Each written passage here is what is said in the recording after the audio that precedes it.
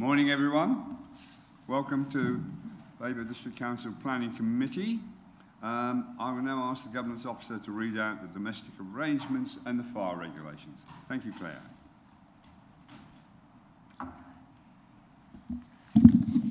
Thank you, Chair. Please ensure that microphones are turned off when not in use. Please do not interrupt other speakers or hold separate conversations whilst others are speaking. If you're attending the meeting to speak and persistently interrupt the meeting, you may be asked to leave. Please ensure your mobile phones are on silent or switched off and that your laptop is also switched to silent. I would like to remind everyone present that this meeting will be broadcast live to the internet and will be capable of repeated viewing. The whole of the meeting will be recorded except where there are confidential or exempt items. If you make a representation to the meeting, you will be deemed by the Council of consented to being recorded. By entering this meeting as a speaker, you're also consenting to being recorded by the Council and to the possible use of those sound recordings for webcasting and or training purposes. Fire safety arrangements. If you hear the fire alarm, leave the building immediately via a fire exit, which is in that corner over there, and make your way to the assembly point, which is Ipswich Town Football Ground. Follow the signs directing to the fire exits at each end of the floor. Do not enter the atrium. If you're in the atrium at the time of the alarm, follow the signs to the nearest fire exit. Use the stairs, not the lifts, and please do not re-enter the building until told it is safe to do so. Thank you, Chair. Thank you, Claire. Introductions this morning. With us are the Area Planning Manager, Mark Russell, the Case Officer, Daniel Cameron, our Legal Advisor, Ian Dupre, and you've just met our Governance Officer, Claire Philpott. Also present is Deborah Saw, the Ward Member for Bildeston. Can I move to the agenda? Yes, fine. Do any apologies for absence? Thank you, Chair. We have apologies from Councillor Holt and Councillor Davies. Thank you. And no substitutes? No substitutes. Thank you. To receive declarations of disclosable pecuniary interests and other registrable and non-registrable interests by members. Are there any to declare? Thank you.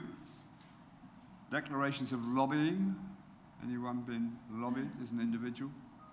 No? Fine.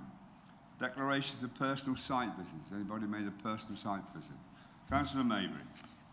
Chairman, I don't know whether this should be recorded or not, but I was on a site visit with everyone else way back several years for this area.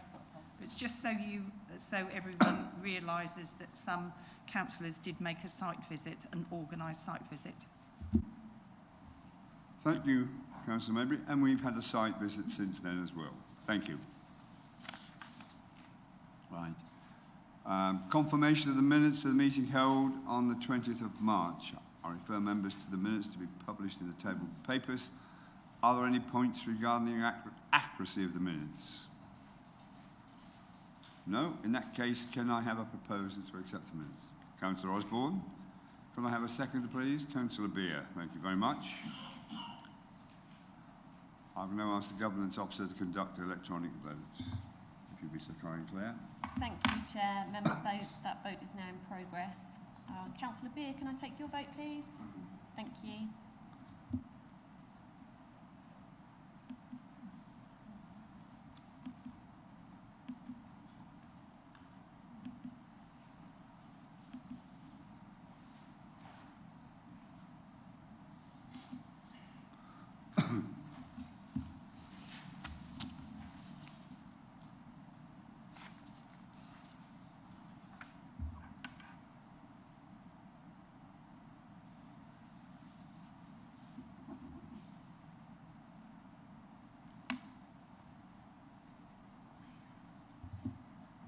Councillor Osborne, yours hasn't come through. Can I just take that verbally, please?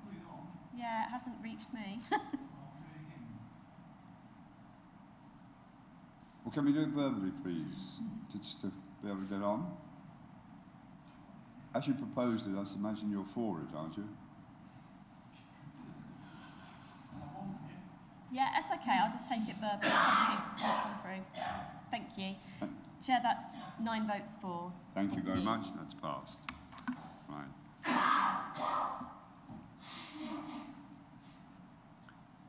To receive notification petitions in accordance with the Council's petition scheme. None received, Chair. Request for site inspections. Mark, I understand you have one. Yes, Chair. We have a request for a site visit to Assington Autos, which is reference DC 21-02579. The request has come from Councillor Parker, and also the Chief Planning Officer feels it would be a good idea for members to see the site as well. So, have I got a clicking device?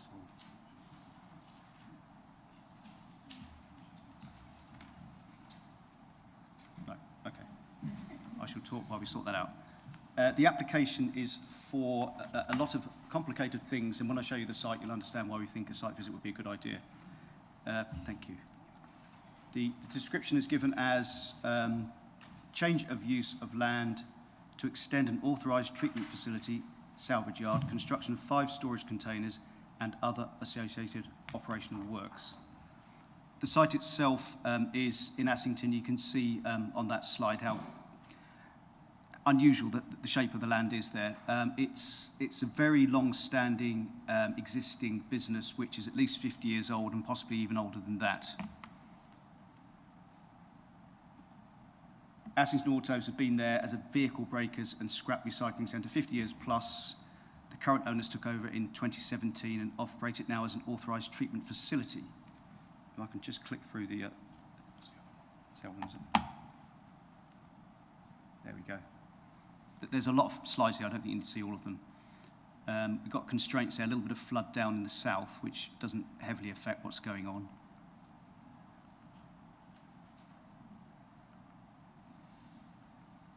Okay, I'll tell you a little bit more about what's actually being proposed. So they're extending the site, or wish to extend the site, to create additional space for improving operational workflow, resolving conflicting process within the site, and providing space for storing materials prior to shipping in bulk.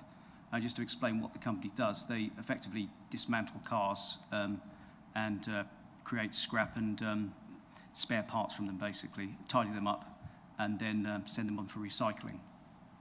And they've won awards for this. I'm not vouching for them, I'm just saying they've been doing this a little while and they're a recognised company.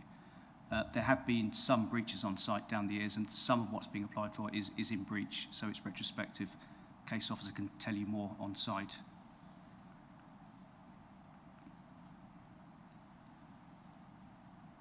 The proposed works are as follows. Removal of some trees by the site entrance, culverting a stream, extending the customer and staff parking area, demolition of the existing building adjacent to the weighbridge, demolition and reconstruction of the small building opposite the site office, retention, reshaping of a bund along the western boundary to provide visual and acoustic containment of noise, creation of an access road leading from the weighbridge to the southern end of the site, allowing vehicles to be easily transported into the site, separating car dismantling activity for spare parts on the northern part of the site, using car racking and dismantling activity on the southern part of the site, construction of a new vehicle maintenance building at the southern end to allow recovery vehicles and transporters to be maintained undercover, and construction of 3 new covered sheds to be used for car dismantling.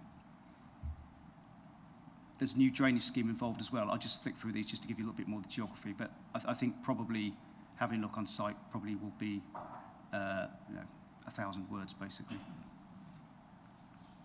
There are no outstanding consultee objections apart from the parish council, which holds it to be, they've got a very strong objection to it on the basis of noise and conflict with the neighbourhood plan, therefore representing unsustainable development. And also we have 15 local objections. So members, our case officer is minded to recommend approval for this, but in recognition that the application is controversial and has received these objections from parish and others, we felt it best to bring it before committee, and also because of the rather complex nature of the site, we felt it also sensible that you have a look at the site itself. We don't have a date yet, but we're looking likely end of spring, beginning of summer, May, June, that sort of time. I think that's probably all I can tell you at the moment. Thank you, Mark. Any questions? Councillor Grandin, you first. Thank you. If we do go on this site inspection, can we be shown where the nearest residential properties are as part of the inspection? The case officer can certainly point that out. That would be done, yeah. Thank you. Councillor Mabry? Thank you, Chairman. Mine is logistics, really. Considering this is a working site, is this actually going to be safe for us to attend? I know high-vis jackets, I have my own, don't panic, but heavy boots, helmets? Yeah, the site owner is happy for us to have a look. In fact, they're quite, enthusiastic about you having a look round.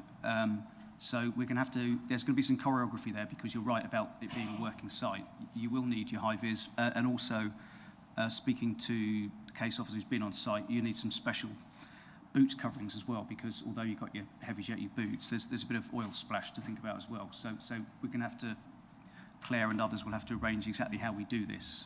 It will need a bit of thought, but you're right, yes, it needs to be done carefully. Any other questions or comments? Oh, Councillor Register. You're putting your hand up behind Catherine's head. I couldn't see your hand. I'm not sure I can take part in this because I know the owner. Sorry? The owner is a friend of mine. The owner's a friend. Yeah, long-standing friend. So. Okay, I think we accept that. Thank you. Any other comments? Councillor Beer. I would just point out that I think it's been there at least 60 years plus, if not longer. And certainly the public go in and out there without any concerns about footwear or anything. So I'm somewhat surprised. I know we have to be seen to be doing things correctly, but I do think perhaps we'll be going over the top. I think, Councillor, yeah, I hear what you're saying. I think there's a sort of a front end where the members of the public do go to. There's other stuff going on in the depths of the site, which maybe they, yeah. Any more comments? If not, can I have a proposer that we have a site visit? Councillor Grandin, can I have a seconder? Councillor Wyman. Are you going to conduct an electronic? I will now ask the Government Office to conduct an electronic vote, if you would be so kind. Thank you, Chair. Members, that vote is in progress. Councillor Beer. Thank you.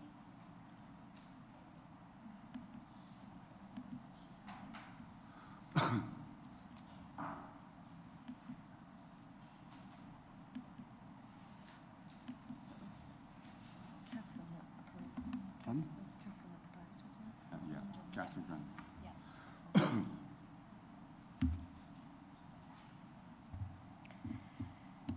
Thank you, Chair. That's 8 votes for and 1 conflict of interest. So that's carried. Thank you. Thank you very much. Thank you, Mark. So you're now coming to join us for your day job, are you? Thank you. Right, we are moving on. We are coming to our schedule of planning applications. As Mark makes his way back. We have DC 2102405, land east of Artis Close and Rotherham Road, Bildeston, Suffolk. I will ask Daniel now to present the application. Thank you, Daniel. Thank you, Chair. Good morning, members. We have before us an application for approval of reserved matters. So I'm aware that some members of the committee will have probably been out on site as part of the outline. And we also had a site visit to support the reserved matters on the 6th of March as well. Just bearing in mind some members might still be a little bit not 100% on what constitutes matters that can be discussed at outline and what constitutes matters at reserved matters. We're really looking at 4 things with this application. We're looking at the appearance, we're looking at the layout, we're looking at the landscaping, and we're looking at the scale of development. Within the outline, we fixed the principle of development, and we also fixed the point of access into the site, and we also fixed the quantum of development. And you'll note within the report that we make reference to the conditions applied to the outline. So if we have conditions applied to the outline, there's no need to reapply them at the reserved matters point, but also just to let members know that things like archaeology and things like ecology have already been taken into account, and we already have a section 106 attached to the outline application.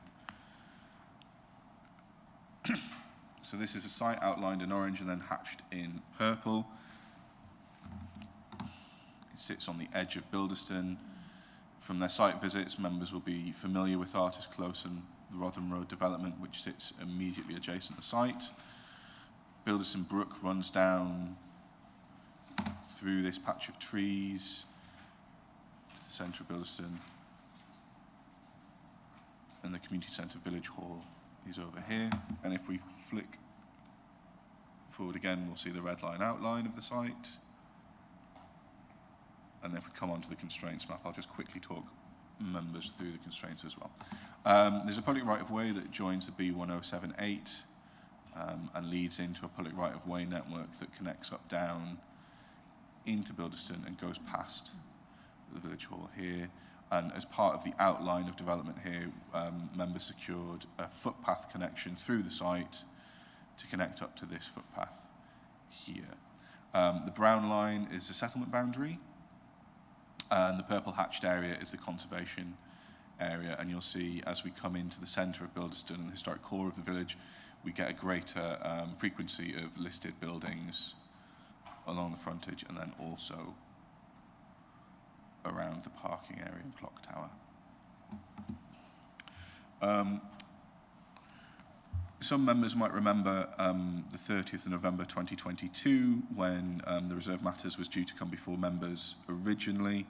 That site was brought forward by a developer who would have delivered 17 affordable housing units on site, along with the additionality up to 48 units. Prior to that meeting, the site had been bought by Orbit Homes to develop for affordable housing and was pulled from the agenda at the last moment. This application now represents Orbit's Reserve Matters on the site. Members will know that it makes amendments to the previously submitted layout, it provides amended dwelling designs, it amends the housing mix set out in section 2 of the report in front of you. It provides amended surface water drainage and foul water drainage details, and it amends the landscaping details. So if we have a look, this is the illustrative master plan that was approved for illustrative purposes as part of the original outline. So in part, it shows that the quantum of development is achievable on the site with delivery of parking and garden space. And members will note the key feature of the site is this large area of public open space within this central feature. If we come forward now, this is the amended site layout brought forward by Orbit, and you'll see there's a gap within this northern area of the site. Part of that is to provide an open water suds attenuation basin. That's then gravity fed at a greenfield runoff rate into the Bildeston Brook. We still retain housing along the two sides and at the frontage, and we have this central area of public open space retained with play area within it.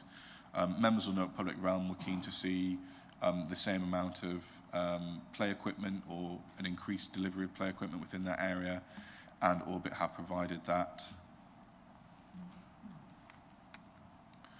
All the units within the site are nationally described space standard compliant, and 24 units meet the improved Part M standard for accessibility, and all units within the site would also adhere to members' higher water usage requirements under Building Control Part G. All units are provided with air source heat pumps and electric vehicle charging points and cycle storage within their rear gardens. And then we move to illustrative, street elevations and site sections to show the format of development within it. So you'll see that there is a small number of bungalows. We've got 3 bungalows provided within the scheme. So if we cross along here, their position just here. But the remainder of the units within the site are 2-storey. None of them breach the 9 metre from ground level restriction that was placed on them in outline. So they're all within the height parameters that members set at outline stage.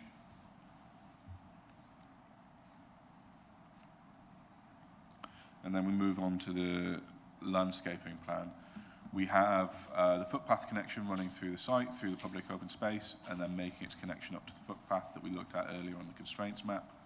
And we also have this linear run of green space along the frontage here.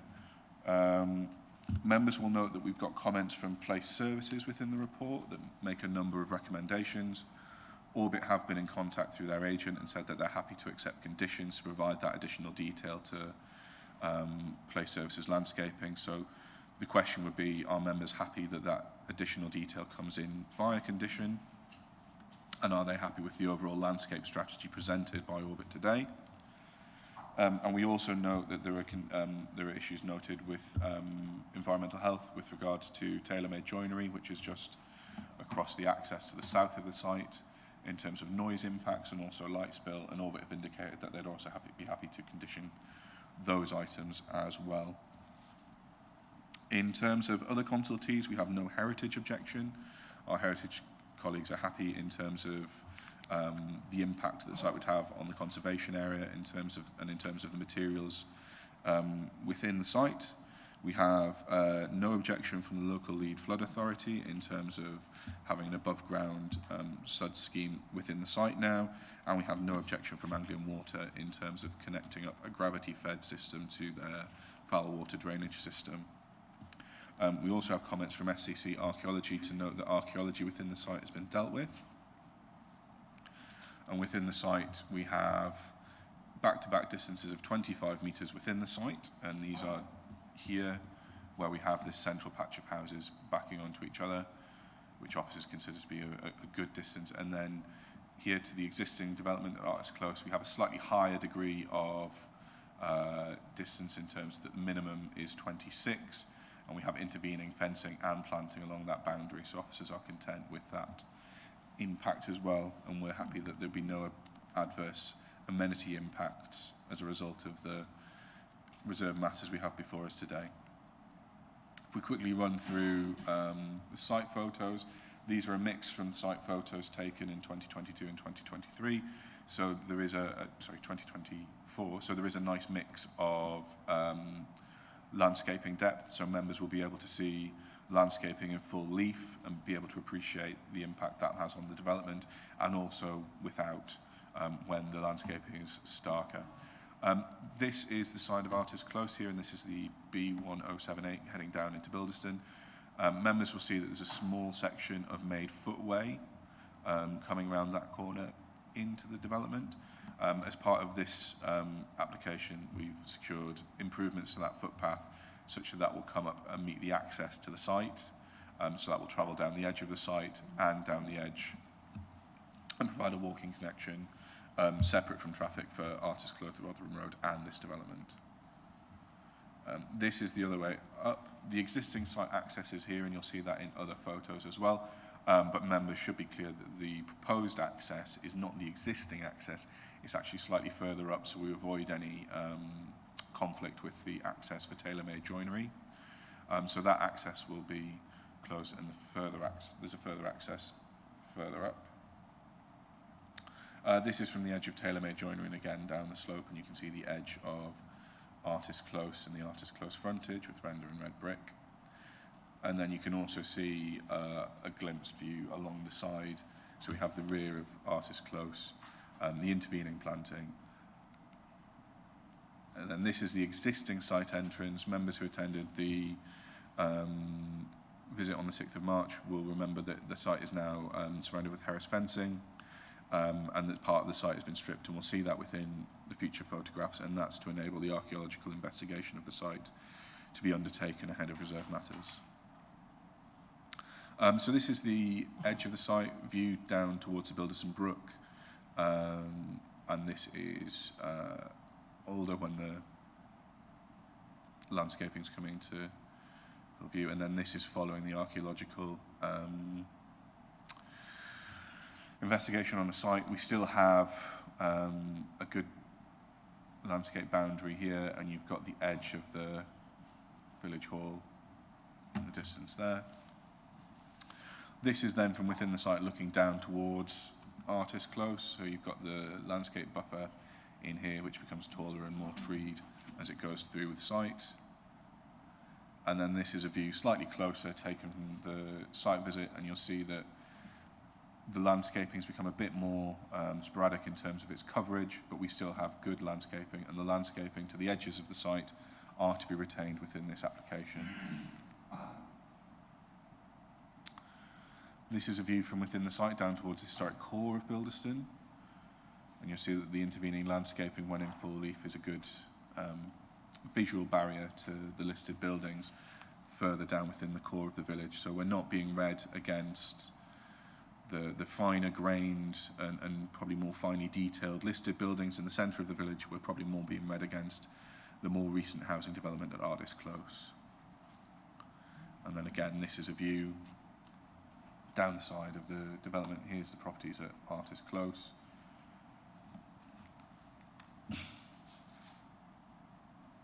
And then again, this is a view back towards the frontage of the site. You can glimpse the edge of the tailor-made joinery site, and you can see the site access down in that corner.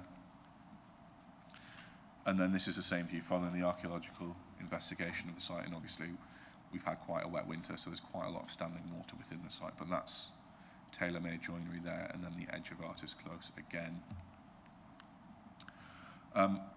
I wasn't proposing to run through all the plans and elevations, but I'll do a few and then I'll turn over to members for questions. These are some of the frontage plots, red brick, 2-storey. They're reflective of the development that we see at Artist Close in terms of their traditional residential designs. And obviously members will note from the illustrative street scenes that the topography in the site isn't flat, it curves down towards the proposed suds basin and the Bildeston Brook. Those are the terraced bungalows within the site. And then we have some of the larger units within the site as well. I'll flick back through to the constraints map for members so they have that as well.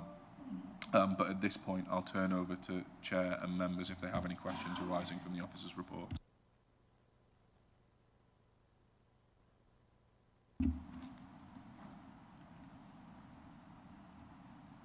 Thank you, Daniel. Any questions for the officer? Councillor Carruthers, I can see you. Oh, here we are. Thank you.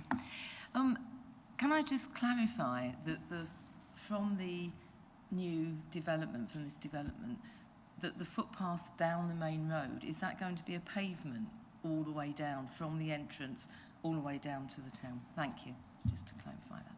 Thank you.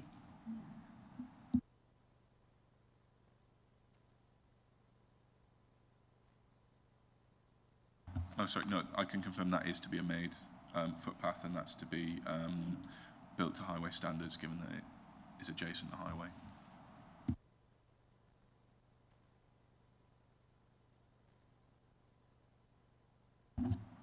Yeah, the footpath down through the development to the end. Why is it a footpath? And given it's brand new, it's on Greenfield, it should be at least a shared path, and if not, and ideally a segregated footpath and cycle path. Are there limitations? So at the time of the outline, the footpath connection within the site was only to be a footpath connection. It wasn't necessarily required to provide additionality in terms of providing options for cyclists. When you get to the public right-of-way network at that corner, the footpath isn't wide enough to allow cyclists. So we could allow cyclists through the site if Orbit were agreeable to it, but then at the point that the cyclists make connection with the public right-of-way, they would probably have to dismount and push. But that would be within Orbit's gift. The Section 106 only requires a footway connection. Thank you. Councillor Wyman, you had a question? Thank you, Chair. Just a few general questions, Daniel, around public space, really. In point 11.3, the public space management post-development sort of exit plan, so to speak, it said details have been delivered to the council. Could you tell me what those details actually are? So, in terms of the way that the open space within the site is to be managed... Sorry, the reason I'm asking the question is, I mean, 1/3 of the whole site is public space, isn't it, or common? Quite a lot of the site is open space, yes. So, in terms of the Section 106 and how that sets out that the public open space should be managed, the baseline assumption is that a management company will be set up to manage that open space within the development itself. So that would be for Orbit to set up and to fund and to manage. There is the potential for another public body to take on ownership and management of that open space, and that could either be Babergh District Council or Bildeston Parish Council if they chose to do it. We would need to know the detail of that prior to commencement of the development. So if Bildeston Parish Council or Babergh District Council wanted to take it on, the Section 106 requires that to be agreed prior to works going on site. I think probably at the time the Section 106 was written, the preference would probably have been for a management company, but there is flexibility within the Section 106 should we wish to do something different. A follow-up question, please, Daniel. I mean, my limited experience of large-ish development, sort of 100 houses or so, has led me to believe that these things don't always work as well as we might like. So the trees planted die, and the open space becomes like a mud bath, etc. I think it's really important that both the district and or the parish council get first bite at refusals. And the second question is, how is this going to be funded? How will the management company be funded, if you know anyway, is it from a flat payment from the residents, or is it something which is, you know, which arrives as a capital sum in the first place? So I think we can certainly offer first refusal to Bildeston Parish Council, and we can certainly approach our colleagues in public realm to see if they would have the appetite to take on the open space. That's not a problem. In terms of how that management company will be set up and operated, that would be for Orbit to provide detail on. It might be that the agents are able to provide that detail later in the debate or following their address to committee. Thanks, Daniel. Councillor Mabry, you have a question? Yes, thank you. And thank you, Daniel. Could we go to slide 6, please? I'll keep this on. Slide 6, yes. And this is probably going to slide 12 as well. The frontage to the site, where you said that was a green space, is that going to be actually trees mainly to deflect any noise? Just to confirm. Yes, trees, and it also allows for retention of as much hedgerow as possible. Some hedgerow needs to be lost to facilitate the access, but it allows existing hedgerow on site, along the site frontage, to be retained as well. Okay, fine. If we go to slide 12, please. This is my biggest question, because... Right, slide 12. And do not get me wrong, I'm all for native hedging, don't get me wrong. However, in the winter, when all the leaves have gone, this is going to be a much noisier area. So what are we doing to mitigate that, please? And then there's another point to it as well. No, that's okay. So in terms of landscape detail and mix of hedges, certainly within a condition on landscaping, we could agree details of species mix. That's not beyond the realms of possibility. So if members had a strong leaning towards native species intermixed with some evergreen species to provide additional leaf cover, that would be entirely possible. The other thing to note is that following submission of a noise report, taking into account noise from tailor-made joinery, we do have a condition from colleagues in environmental health that affect the plots at the site frontage and require additional noise attenuation to those areas. So we do have a condition to attenuate the noise from those properties closest to the road and closest to tailor-made joinery. Thank you. I am aware of that.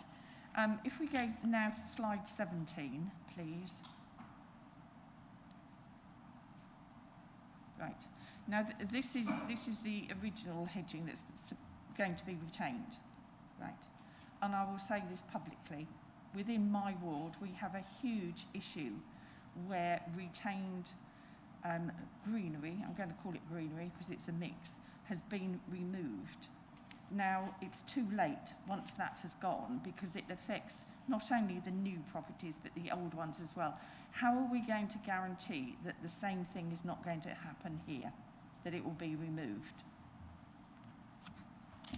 So we haven't got it shown to be removed within any of the submitted drawings, and within the outline application we've got a condition that requires protective fencing for all retained arboricultural features, so hedges and trees. And within conditions that we might want to apply with regards to landscaping, it is quite normal to see conditions that require, any landscaping features that fail within the first 5 years of the site are replaced with like-for-like specimens. So if you've had 5 years of growth and then the tree's died, we don't replace it with a junior variant, we replace it with a 5-year-old specimen instead. And we will make sure that that is adhered to. That's for the protection of everyone. Thank you. That's it for now. Thank you. Thank you. Any other questions for the officer? Councillor Wyman.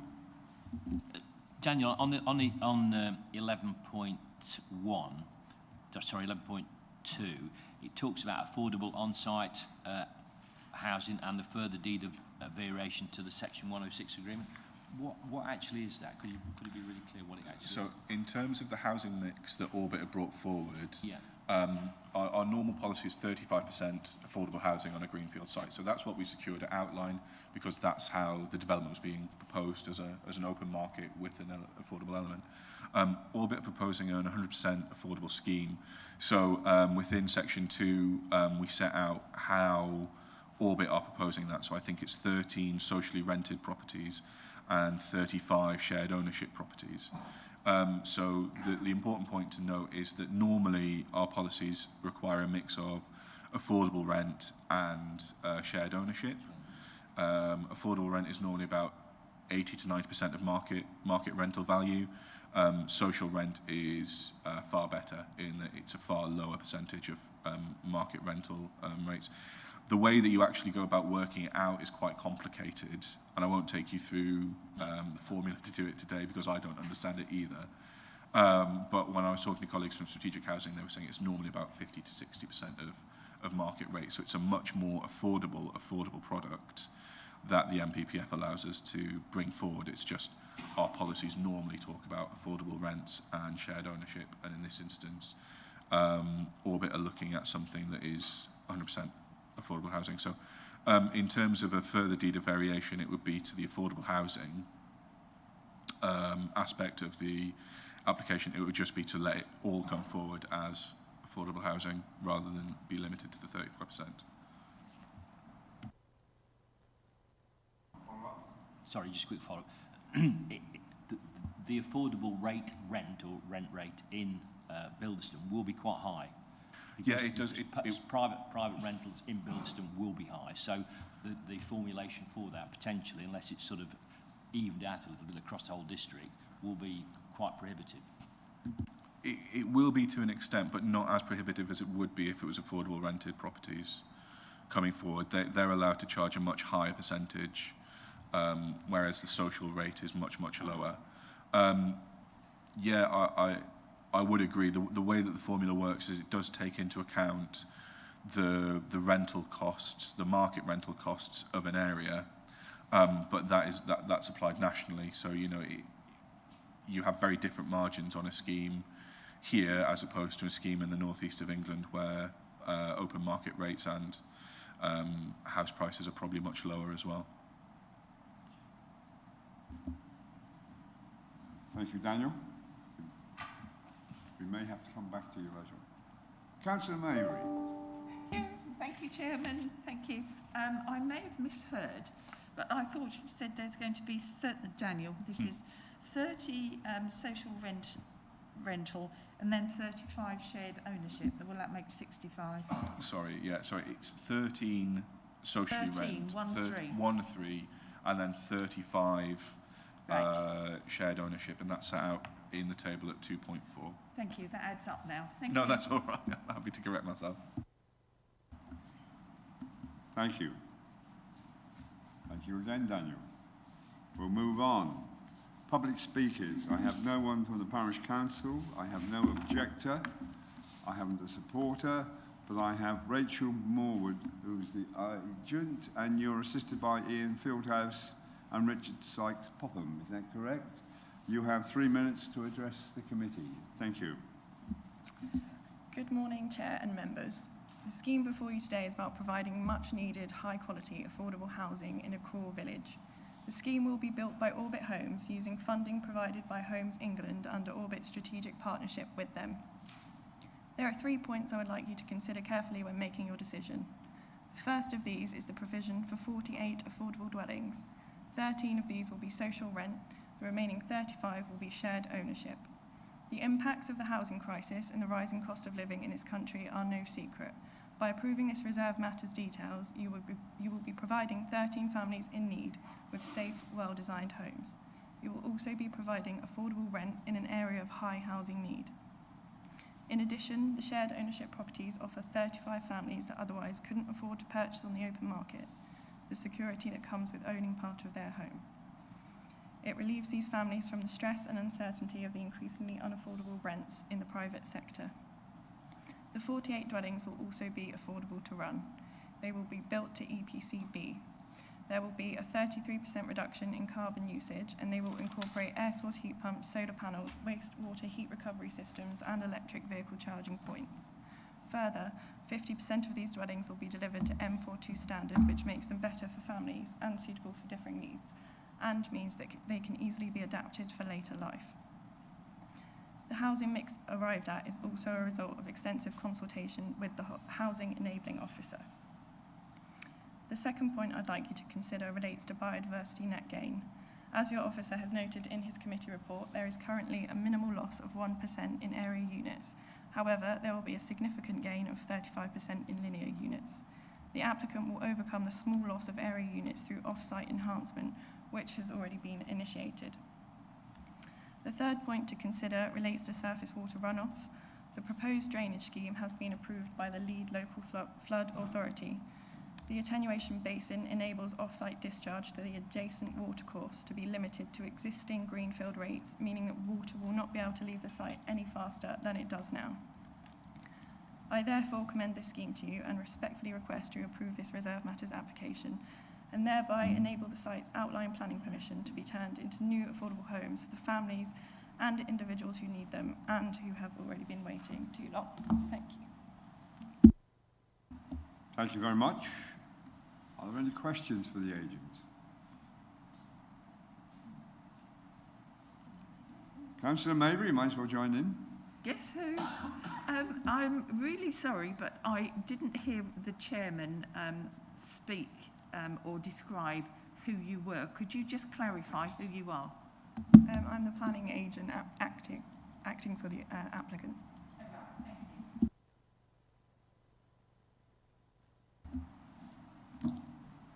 Councillor Wyman. Thank you, Chair. Rachel, I just caught a part of what you were saying. You talked about off-site enhancements. I assume that's in relation to the BNG total. How do you plan to deal with that? Where's it going, and what, you know? Because normally, as I understand it from our officers, that off-site BNG is less able to deal with your obligation to do that. So our ecologists have been in touch with the landowners of the adjacent field. Sorry, our agent has been, our ecologist has been in touch with the landowner of the adjacent field, and it's about 500 metres away that they have an area suitable for grassland, which is what we need to be providing. So we're in conversation with them to manage that land for the purpose of BNG. Thank you, Chair. That's perfect. Thanks.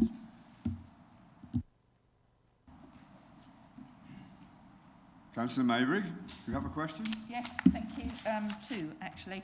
Sorry, I'm wearing a mask, but there we go. The first is, do you have any idea how you would like the management plan to work? Is it a charge on the properties? Is it something that you're going to set up through a charity? What is that? That's the first question. I think Orbit's usual preference is to manage the land themselves, but I have the land manager at Orbit, so I'm going to pass that to him. Well, I can answer that. So we manage 40,000 properties across the country, so we're quite used to managing sites.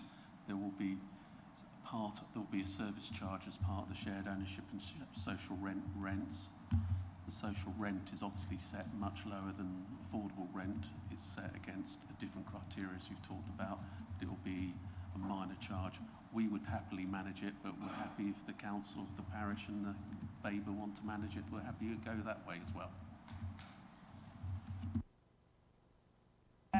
My last question, the chairman will be very pleased to hear. I'm a great supporter in accessibility in properties. Could you just outline a few pointers of what that accessibility is? Is it the wider doors? Is it the gradient to the front door to allow a wheelchair through? What is it, please?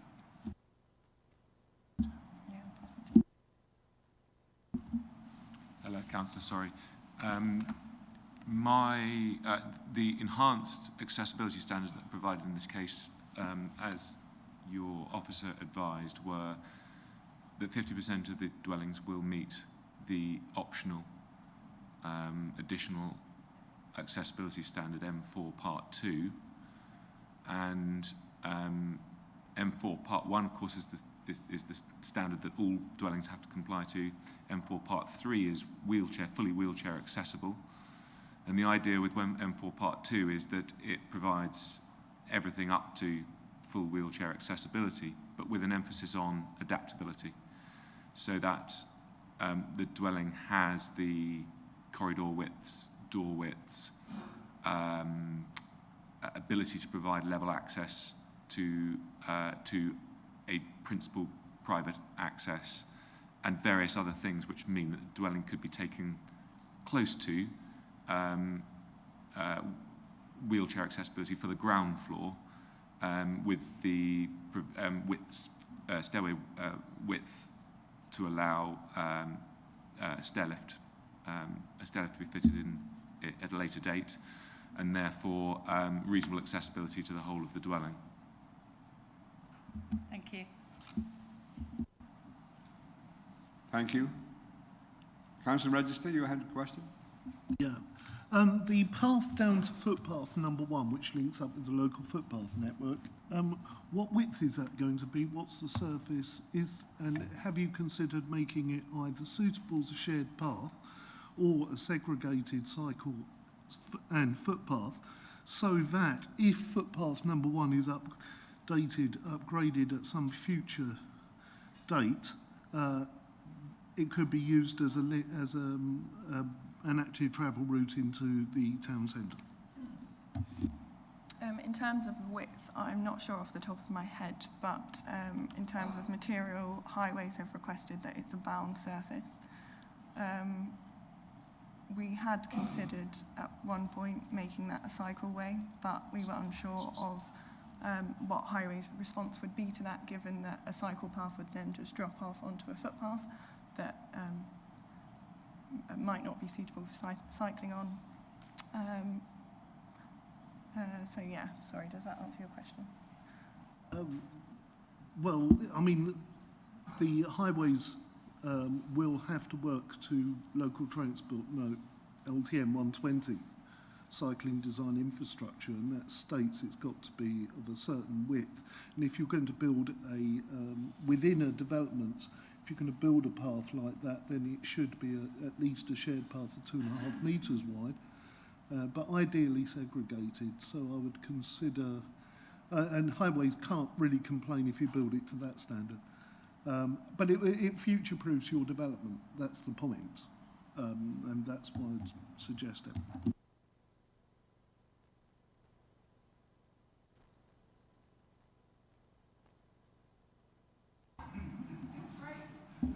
Councillor Register, I do have some concerns about putting a cycle path into nowhere. So at this particular stage, let's deal with what's on the table. Thank you very much indeed. Are there any more questions? No? If not, thank you very much indeed. Right. We have now the ward member, Deborah Saw. You have 5 minutes to address the committee. Thank you. Thank you, Chair. Bildeston is a core village, and within the village has a great deal and has always welcomed social housing. Nearly half of the houses in Bildeston are social housing.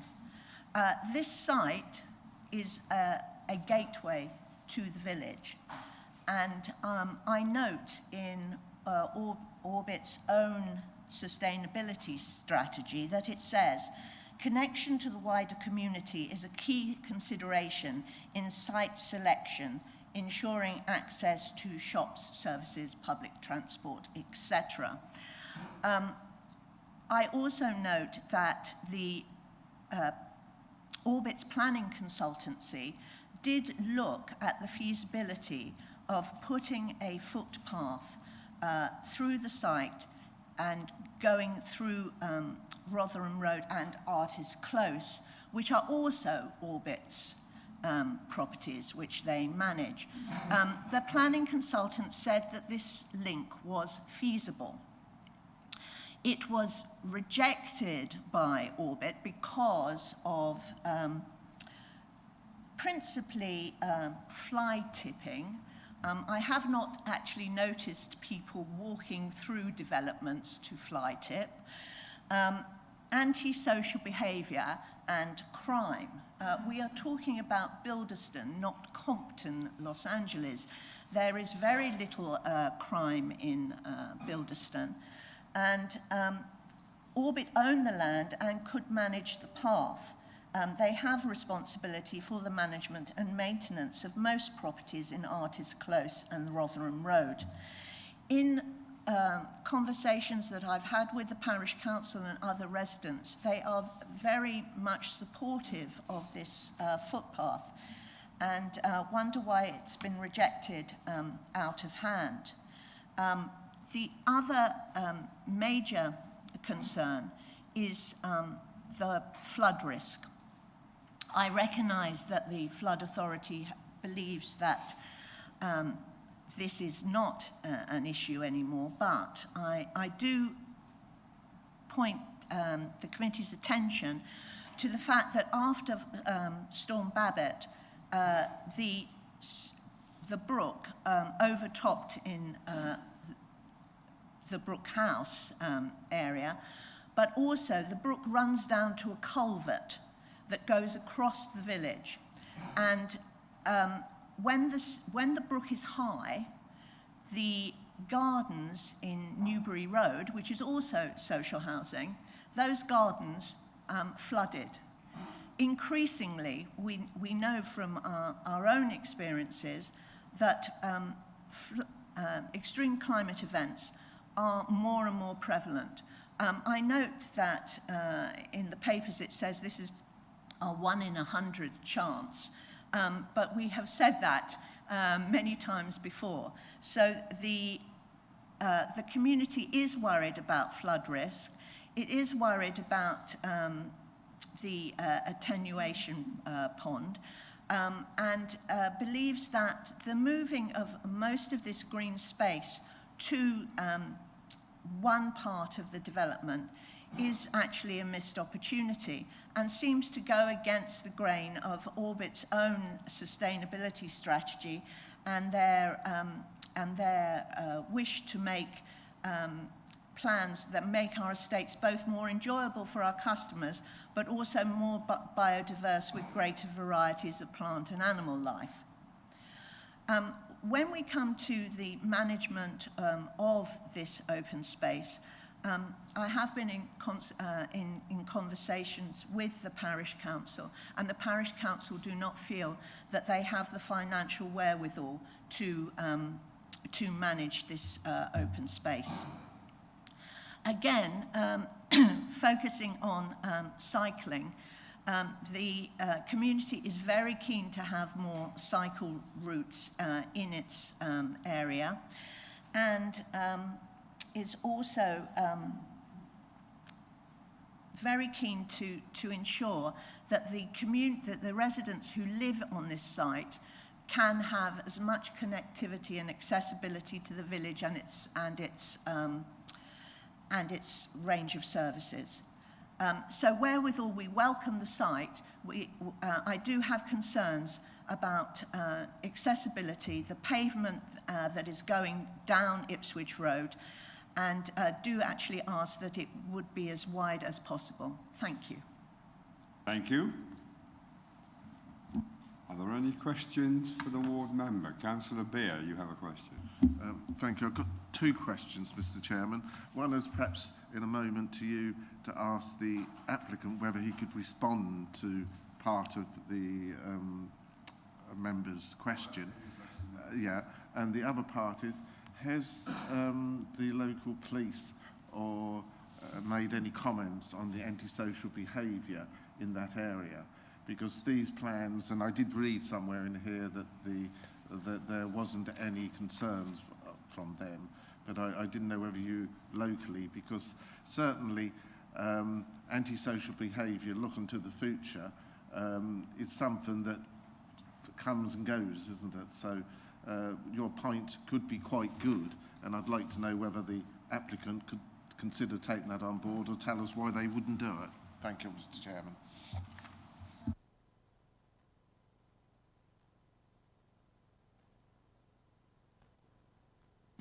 I beg your pardon. I do have some crime figures that were sent to me. For example, last month there were 2 cases of antisocial behaviour in the village. Most of the issues in the village are very minor. And in a recent parish council meeting that the police came to, they were not particularly worried about issues in the village.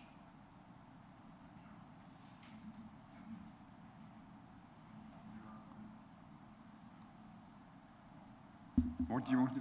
I would like to know what the agents think of that request from the local member as to why they don't feel that there's a necessity to have this link up, which is, I think, is what she was asking for. Can you answer it, or you'll try? Yes. Thank you. Yes, Chair, certainly. First of all, I think I would welcome the case officer and the monitoring officer's view about whether this might be a bit of a red herring, in the sense that he advised at the beginning of the meeting that we're here to discuss 4 matters, none of which were access, and this additional issue question which has been raised is about access, which is not what we're here to consider. But I would like to refer to the report submitted with the application, which the ward member has referred to, and just set out for you clearly what the conclusions of that report were. First of all, that we established that a connection was theoretically feasible, not feasible absolutely, but also that the concerns that were raised, or the reasons for not proceeding, or some of the reasons for not proceeding, were not fly tipping, but in fact were antisocial behaviour generally, safety, security, and that the impact that the creation of this footpath between 2 existing dwellings would have on the occupants of those properties, who have always enjoyed those their properties without people passing between them.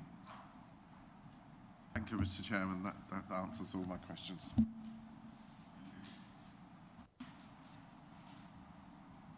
Any more questions? If not, I just want to get a bit of clarification from the planning manager. One question from Councillor White. Can I get... You were going to clarify. I'm not sure what question Councillor White's about to ask. Do you want to ask him first, then I'll come back on the point the agent's just raised? Okay. Please ask your question, then we'll have the planning manager. Councillor Saul, just a quick question. The Parish Council issue over the custodianship of the green space, had they factorised into that the potential payments from service charges that they would receive, potentially, into their calculation? Yes, Councillor, they did. And they still have rejected it. You're going to clarify, Mark. Thank you, Chair. Yes, the representative of the applicant did point to something very important there. We're here to discuss the reserved matters of this existing outline permission. So, to remind members, the outline application, which has an old date, 2015, but it was decided a little while after that, dealt with means of access only. There were some indicative drawings, but they weren't part of that permission. So the matters you're looking at today are appearance, landscaping, layout, scale. The other point to raise connected to that is the issue of the footpath was secured during the Section 106 at outline stage. That refers explicitly to a public footpath link. So that is already part of the permission. The applicant has tried to look at other ways of doing things which locals want to do, but for various reasons, and the case officer can get a little bit more about this if you want, about why the footpath, the improved cycleway link or moving it to another position in relation to the houses wasn't desirable. But the point to make is that the footpath link is secured already at outline.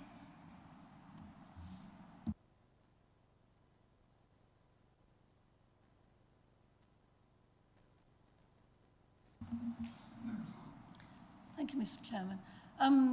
I'm not sure who this would be best addressed to, but could you please put the plans of the location of the dwellings, please, up again? Mr. Grant, is this a question for the ward member? No, it's not. Oh, well, in that case, can we please... Am I too late? No, you're not. No, we'll come back to that as part of the debate. Oh, but it was a question. Well, let's just clear questions to the There ward is a question member. regarding layout. And then we'll come back and have your question then, if we may. Otherwise, I get very confused if too many people are talking. Any more questions for the ward member? No? In that case, thank you very much. And we will open up for debate. And as part of that, I will have Catherine's question to the officer, just to clarify things. Okay? Thank you. I'm not sure whether it's to you or the representatives. We've established that TMJ is across the road and that they do some parts of their operation and noisy, and also obviously there's a road there which may be busy. I just wondered why the layout is quite a few of the properties are all to that side of and why the dwellings are on the roadside as opposed to maybe the play area being on the roadside, which you can choose your time of day and you're not spending all the time there. Is there a particular reason why all the dwellings, or quite a large portion of the dwellings, are... I remember asking you on the site visit about the drainage pond thing, and why that area is not used, so that's fine. But I was thinking the play area and the housing could be swapped around, or it seems logical to me, looking at it, that they could be swapped around to prevent the dwellings being alongside the road. Could you tell me why this layout has been chosen, please? Yeah, so in terms of the way the layouts come about, partly it's to do with the topography of the site. When we were on site, I think we only made it to about halfway across. It was quite wet and muddy. It's been a very wet winter. But in terms of the topography, the side of the site that's adjacent to the road is much, much higher than the site that it flows down towards the Bildeston Brook. So it makes perfect sense to have the attenuation pond at that point. In terms of the play equipment within the middle of the site, that's always been a feature of the site from the outline stage. So that's always sort of been more within the site and more overlooked in terms of gaining natural surveillance from the surrounding properties. So we have this U of properties which all face out over it, so you get a degree of natural surveillance over it to avoid any antisocial behaviour. There was nothing that would restrict delivery of the open space close to the road, but I suspect we'd probably want some kind of continuation of that line of built form that goes down Ipswich Road at Artist Close and Rotherham Road to continue here, so you have that continued residential presence there. But I think in main part we'd probably want to maintain that natural surveillance, and the layout that we have before us, officers feel is an achievable layout and a realistic prospect of coming forward. And Orbit and their agents have worked hard to try and take a scheme that I think previously was more objectionable to the village than the one before us is now, and certainly throughout the previous iterations that public open space has always been centrally located. It's just we've had a housing mix that has more larger dwellings which necessitate a larger garden and more parking areas, such that we didn't really include this sort of linear strip of open space along the frontage, and certainly we didn't get a lot of this open space within the rear of the site, and that meant that actually your SUD scheme would have been an underground tanked solution that would have needed to be pumped out, and certainly that's how the foul water sewage connection as well from the site would have needed to operate. It would have needed to be pumped out of the site. I think previously the pumping station for both was located at the lowest point in the site, whereas now, more straightforwardly, we have the gravity-fed connection point at the highest point in the site, and we have the SUDS attenuation basin at the lowest point in the site. Yes, if I may, please. I understood about the SUDS. It was just more the public open space being in the middle as opposed to the housing being in the middle. Seemed a bit odd to me.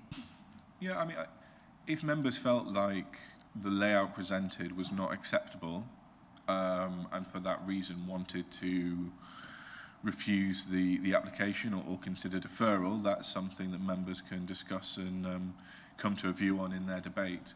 At the moment, the layout is the layout that Orbit have brought to us. Yeah. In considering it, officers feel that it's a good solution for the scheme. It retains that central open space, and we continue a line of built form along the road frontage, which you would probably consider useful there, because I think if you lost that, you'd probably be pushing development further into the site, into where we have the SUDS and further in. So it would necessitate changes to how the site works in terms of its drainage, and how the site would work in terms of how open space will be organised and likely managed. I think that's probably as much insight as I can probably give without repeating myself. I think officers consider it an acceptable layout, but it's for members to consider whether or not they are choosing to support it, given that that's one of the key features of the site that members will be discussing in their debate. Thank you, Daniel. Thank you. Do you want to start a debate, Councillor Beer? Yeah, thank you, Mr. Chairman. You a moment ago quite rightly reminded us that this is reserved matters that we're discussing. The officers have answered most of the, well, all the questions. We've gone through it. I don't see any problem with this, Mr. Chairman, and I will, at this point, move the officer's recommendation, because everything's been spoken about. That's been covered through here. We've had the responses from the applicants and what have you. I don't think there's anything else that we can do. The conditions are there, and I move the officer's recommendation. Ask for a seconder. Thank you. Thank you, Councillor Beer. Have I got a seconder for Councillor Beer's proposal? Councillor Mabry. Thank you. Do you wish to speak, or are you going to reserve yes. your right to speak to later on? I'll speak now. Yes, I would second this. The idea of having a whole estate, as it's generally going to be, for affordable housing, I think is really good for the district. I'd also like to comment that I think that the applicants and the gentleman whose name I do not know who spoke very sensibly on the fact that original properties should not be affected by a footpath when they have enjoyed the privacy. And I think that's something that we need as a district to take on board. Too often we decide to, what shall I say? Link up. Sorry? Link up. Well, link up, where yes, that's a good word for it. But also, I think, don't take into account the privacy of some properties. I think there's a lot of things for merit here. The play area, I understand what my colleague is actually saying. However, if you put a play area right close to the road, you are asking for trouble. That would then mean it would have to be heavily fenced in. It would have to have a gate that's suitable, that young children couldn't undo, etc., etc. So having the play area further back into the site is a really safe idea, and I'm sure Rosper would agree with that. The attenuation basin is going to deal with the water, any overflow, and also possibly will help matters in the future within the village, because if that basin is there and collecting the water rather than it running straight off because it's slowly filtered away, then I think that will probably help the whole of the village. So I have no problem in seconding it. Thank you. Thank you, Councillor Mabry. We can carry on debating if you wish. Councillor Register, you first. Yeah, I'm going to return to the footpath. So the outline permission, am I correct in gathering that the outline permission stated it had to be a footpath? But I think in 2024, given the fact that it's liable within the next several years, people will upgrade existing footpaths to be cycle paths, and especially possibly that footpath number 1.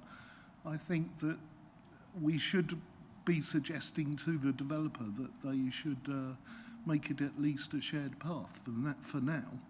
Yes, it might not go to anywhere but footpaths now, but we shouldn't.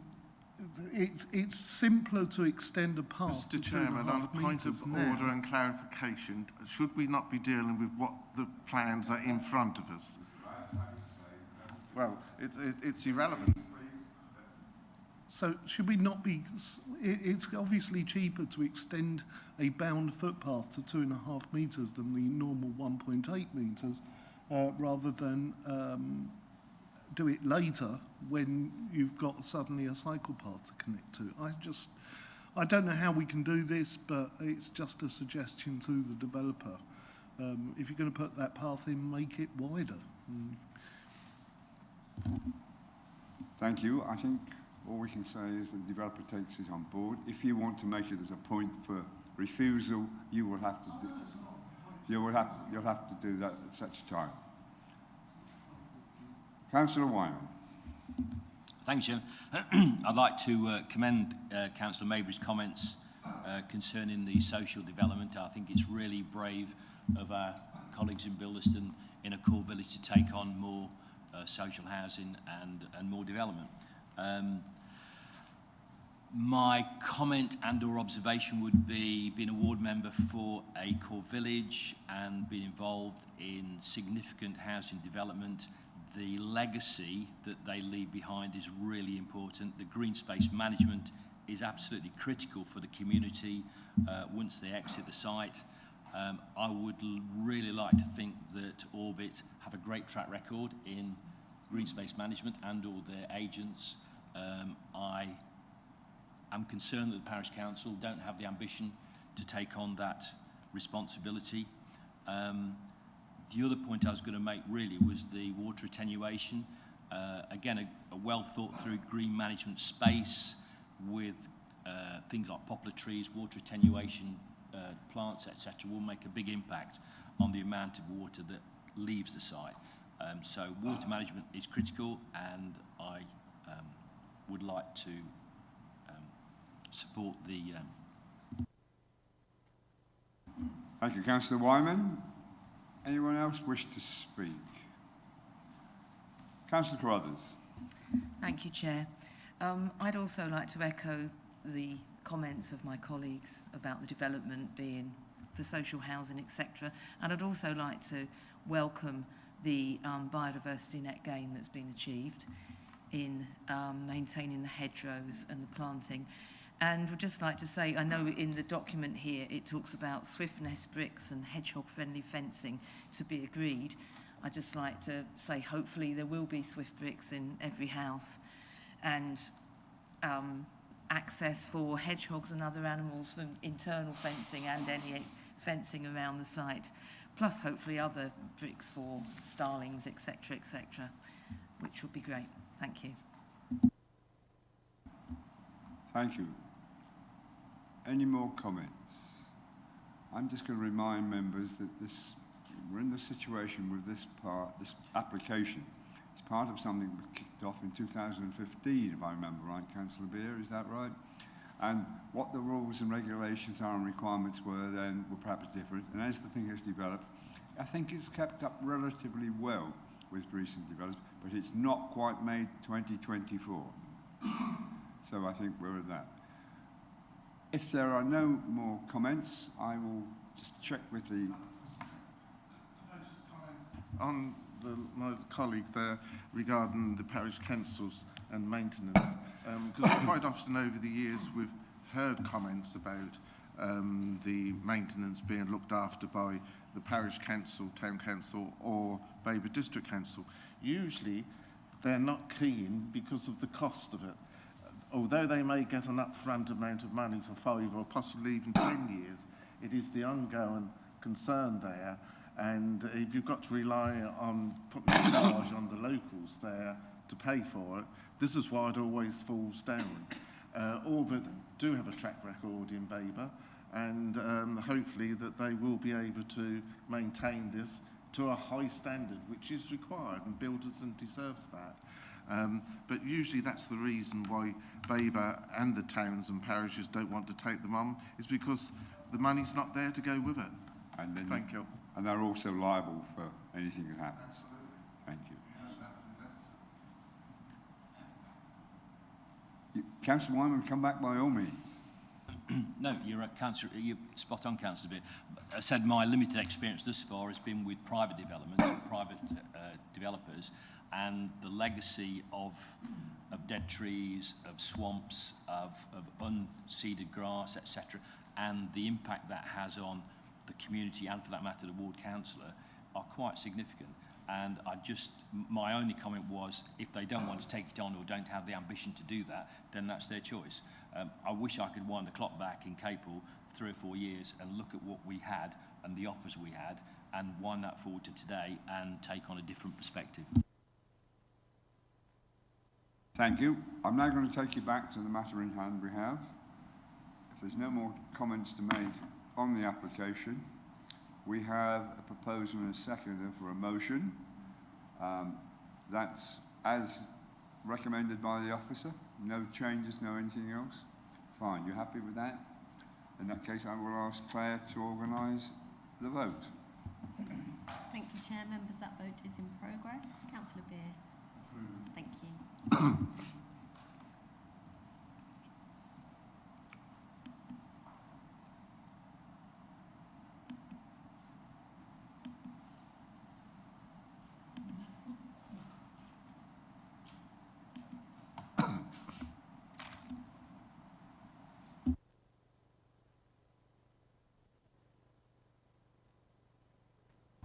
Thank you, members. Chair, that's 9 votes for. That's unanimous.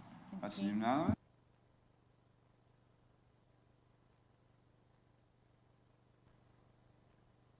For the 17th of April.